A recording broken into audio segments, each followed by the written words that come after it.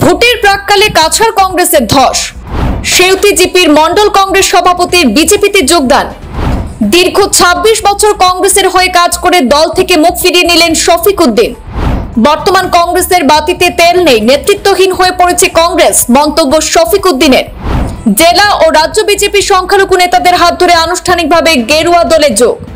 দীর্ঘ ২৬ বছর কংগ্রেসের হয়ে কাজ করা সত্ত্বেও দলের কাছে কোনো মূল্য নেই, শুধু একে অপরকে ল্যাং মারামারি ছাড়া অন্য কিছুই নেই বর্তমান কংগ্রেসে। টানা ৮ বছর সেউতি জিপির মন্ডল সভাপতি থাকা সত্ত্বেও ব্লক থেকে জেলা পর্যায়ের নেতাদের কাছে গুরুত্ব নেই তার। পাশাপাশি বর্তমান কংগ্রেসের নেতৃত্ব দেওয়ার মতো কোনো নেতা নেই। যারা ছিলেন এক এক করে সবাই বিজেপিতে চলে গেছেন, আর যারা আছেন তারাও খুব শীঘ্রই বিজেপিতে যোগ দেবেন। শনিবার কাছাড়ের বড়খোলা ও কাটিগড়া সীমান্ত এলাকার সেউতি জিপিতে জেলা বিজেপির মাইনরিটি সেলের সাধারণ সম্পাদক আব্দুল রাজ্জাক বরভুইয়া, সংখ্যালঘু মোর্চার রাজ্য কমিটির সদস্য নুরুল আলম মজুমদারের সরাসরি বিজেপিতে যোগ দিয়ে মন্তব্য করেন সেউতি জিপির মন্ডল কংগ্রেস সভাপতি শফিক উদ্দিন। আব্দুল রাজ্জাক বলেন, বর্তমান কংগ্রেসের বাতিতে তেল নেই, নেতৃত্বহীন হয়ে পড়েছে কংগ্রেস। যারা বিজেপির সমালোচনা করে থাকেন তাদের ঘরে বাইরে চোখ খুললে নরেন্দ্র মোদীর উন্নয়ন ছাড়া আর কিছুই দেখতে পাবেন না। যে দল নেতৃত্বহীন হয়ে পড়েছে তারা ক্ষমতায় আসার স্বপ্ন দেখে কিভাবে? নুরুল আলম বলেন, যে দল ৬০ বছর ধরে দেশে লুণ্ঠন চালিয়েছে সেই দল কিভাবে উন্নয়ন দেখবে? দেশের মানুষ এখন আর বোকা নয়। নরেন্দ্র মোদীর উন্নয়ন দেখে মুসলিমরা সবচেয়ে বেশি বিজেপিতে যোগ দিচ্ছেন। পরে সমালোচনা না করে নিজের চরকায় তেল দিতে আহ্বান জানান তিনি। এবার ৮০% সংখ্যালঘু ভোট বিজেপিতে যাবে। কংগ্রেসের ভাওতাবাজিতে জনগণ কর্ণপাত করবেন না বলে বক্তব্যে উল্লেখ করেন নুরুল আলম। মূল্য হলো বিজেপির যে কাজগুলো আছে বা কাজগুলো করে এটা দেখে আমার মানে আর কি অতি ভালো লাগছে। বা বিজেপির এখানেও গেলে একটা যে কোনো একটা ভালো কাজ ওর বা মুসলমান এরিয়া তোর, হিন্দু এরিয়া তোর, সব জায়গার ওর। তাই আমি কংগ্রেসে অত বছর করলাম, আজ দিন পর্যন্ত কোনো মানুষের কোনো একটা কিছু করতাম পারছি না। এর কারণে আমি তারা কাজ দেখিয়া খুশি হইয়া আমি বিজেপির জয়েন করছি। অনেকে বলছে আপনার বড় পদ না দেওয়ায় আপনি বিজেপি ত্যাগ করেছেন। না না, বড় পদ তো আমি তো অত শিক্ষা দীক্ষা আমার নাই, আমি বড় পদ কোনোদিন চাইছিও না। আমি তো মন্ডল প্রেসিডেন্ট আসলাম ৮ বছর, মন্ডল প্রেসিডেন্ট হিসাবে আমি চলছি। আমি তো কোনোদিন এটা চাইছিও না। কাজ যে বিজেপির কাজগুলো যেটা আমি কংগ্রেসও গেছি তার কাজও লাগিয়ে, এখন দেখিয়া কিন্তু বিজেপির কাজটা করে ভালো, তার কাজটা দেখে ভালো লাগায় আমি বিজেপি জয়েন করলাম। সে ব্যাপারে আপনার মন্তব্য কি? এটা তো ঠিক আমি পুরা জানি না, কিন্তু যেটা কার্যকরী চলে যে ইলেকশন ডিলে হওয়ার পরেও যে ব্লক প্রেসিডেন্ট বদলানি ওর, এটা তো বোঝা যায় নেক্সট ডে মানে বিজেপি তো মনে হয় জয়েন্ট হইতে পারে। নাইলে ইলেকশন ডিলে হওয়ার পরে আগে তো ব্লক প্রেসিডেন্ট বদলাইবার কোনো কারণ নাই। এটা একটা সন্দেহ উনি বিজেপি আবার সম্ভাবনা আছে। সেউতি জিপিতে আমরা জয়েনিং দিয়েছি ভারতীয় জনতা পার্টি। আমাদের শফিক উদ্দিন, যাকে বাকুয়ালি বলে ডাকেন, সবাই চিনেন উনাকে। আমরা ভারতীয় জনতা পার্টির যে আদর্শ দেখে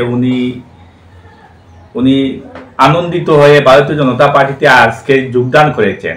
উনি ছিলেন কংগ্রেসের ৮ বছরের মন্ডল প্রেসিডেন্ট এবং বিহার কোঅপারেটিভের চেয়ারম্যান বিগত দিনে ছিলেন।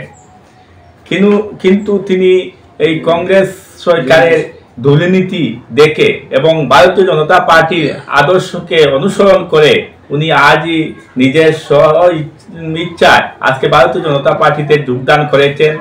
এবং যে আমাদের ভারতীয় জনতা পার্টির যে কার্যকলাপ, সেই কার্যকলাপকে দেখে উনি খুশি হয়েছেন। তার জন্য ওনার সাথে আজকে অনেকেই জয়েনিং করেছেন এবং আগামীকালকেই এখানেই ওনার নেতৃত্বে একটি বড় জয়েনিং প্রোগ্রাম রয়েছে। আগামীকালকেই সেই প্রোগ্রাম উনি করবেন। এবং আমরা যারা মাইনরিটি মানুষ রয়েছি প্রত্যেক অঞ্চলে, এই শিলচর লোকসভা অঞ্চলেই যে মাইনরিটি মানুষ যেভাবে আনন্দিত হয়ে ভারতীয় জনতা পার্টির যে আদর্শ দেখে তারা যেভাবে যোগদান করেছেন এবং ভারতীয় জনতা পার্টিকে সমর্থন করেছেন, প্রত্যেক মাইনরিটি মানুষকেই আমি ভারতীয় জনতা পার্টির পক্ষ থেকে আন্তরিক ধন্যবাদ জানাই। এবং বিগত কংগ্রেস ৬০ বছর সরকারে যে আমাদের মাইনরিটি মুসলিম মানুষদের সাথেই প্রতারণা করেছে, আমাদেরকে ভোট ব্যাংক হিসাবে ব্যবহার করেছে, আমরা মাইনরিটি মানুষ এখন বুঝতে পেরেছে। যার জন্য এই ভারতীয় জনতা পার্টির সরকার আমাদেরকে 10 বছরে মাইনরিটি মানুষকে যা সমস্ত অনুদান দেওয়া হয়েছে অনেক বেশি দেওয়া হয়েছে, কংগ্রেস সরকার থেকে 3 গুণ বেশি দেওয়া হয়েছে, মাইনরিটি মানুষ বুঝতে পেরেছেন। এখন দেখতে পাচ্ছি আমরা বিগত দিনে আমার নুরুল ভাই বলছেন দেখতে পাইছি কিতা কংগ্রেসের গ্যারান্টি কার্ড কিতা হইয়া একটা কার্ড তারা বাঠের। কংগ্রেসের গ্যারান্টি কার্ড বুঝছি না, ইলেকশনের সময় কংগ্রেসের গ্যারান্টি কার্ড এটা বুঝছি না। 60 বছরে কংগ্রেসে গ্যারান্টি দিতে পারলো না, এখন কংগ্রেসের বাতি নিভি গেছে, বাতি আর জ্বলতো না, গ্যারান্টি কার্ড দিয়া মানুষের ভোট দেয়।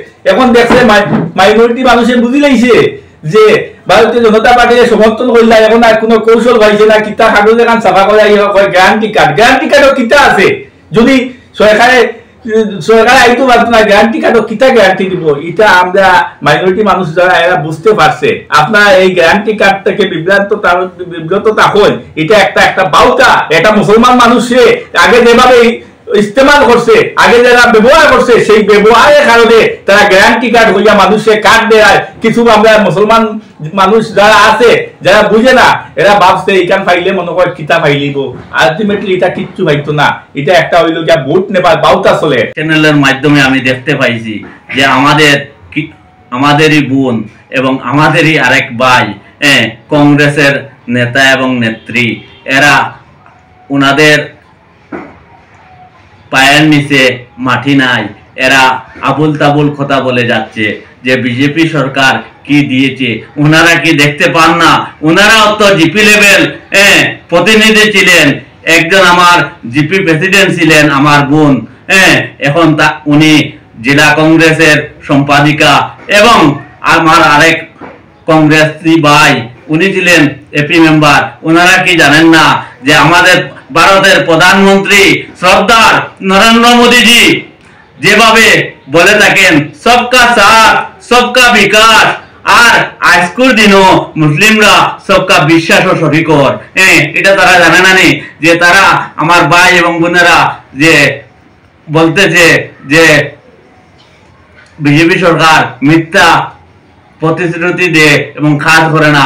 উনাদের পরিবারে গেলেও এই সরকারের দেওয়া বিভিন্ন প্রকল্প আমরা দেখতে পাইমু, এটাও আমি 100% শিওর। আর আরেকটা কথা হয়েছে, আমার ওদেরকে আমি খারাপ পাই না, কারণ কি তা জানেননি, ওরা বলছে নিজের জন্য বলছে, ওনারা দেখছে যদি এরকম কথাবার্তা না করে সংখ্যালঘু ভোট 2-1টা যদি ভাঙিতে পারেন, তাহলে তারার নেতৃত্ব টিকে রাখার জন্য এইরকম কথাবার্তা ওনারা বলছে। তবে আমি চাইবো তারার নেতৃত্ব যাতে টিকে থাকে, তবে এইরকম বিভ্রান্তিমূলক বক্তব্য না দেওয়ার জন্য আমি তাদের কাছে বিনম্রভাবে অনুরোধ জানাচ্ছি।